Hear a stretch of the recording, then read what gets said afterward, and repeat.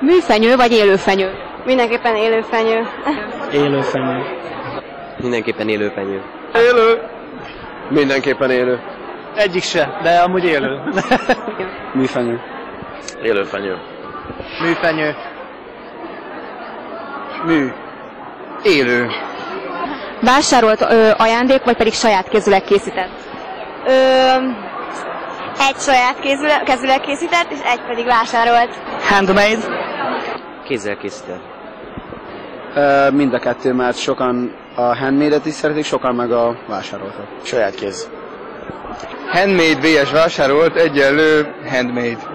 Hát én csináltam már kész és ajándékot, de annak nem örültek sohasem. Kezembe szoktam kifizetni az ajándékot, úgyhogy valamilyen szinten. Karácsony meghitt családi körben, vagy egy oltári nagy Xmas party? Családi körben. Karácsony mindenképpen. Családi kör. Mindenképpen a családi körben. Meghitt karácsony. Christmas party, Christmas time. Ja igen, ők 49-en vannak összesen, azt hiszem, hogyha összejön az egész család. Szerintem attól karácsony, hogy meghitt családi kör. Ez mindenképpen hozzá. Hát először a meghitt családi ünnep, és utána az Xmas party. A meghitt családi karácsony. A családra szavazok. Család. Én a családdal bulizok. Egy örök angol száz vitakör. Jézuska vagy Santa Claus? Jézuska. Mindenképpen. Mikulás. Jézuska.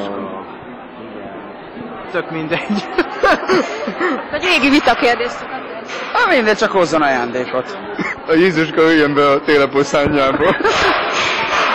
Mézes kalács vagy szaloncukor? Mindkettő. Mind a kettő. Legyen inkább a mézes kalács. Mézes kalács. Szaloncukor. Egyiket sem szeretem igazán. Csak a szalon. Mézes kalács. Inkább a mézes kalács. Mézes kalács. A szaloncukrot is szeretem, de a mézes kalács az finom, édes, jó cukrozott. Szaloncukor. Mézes kalács.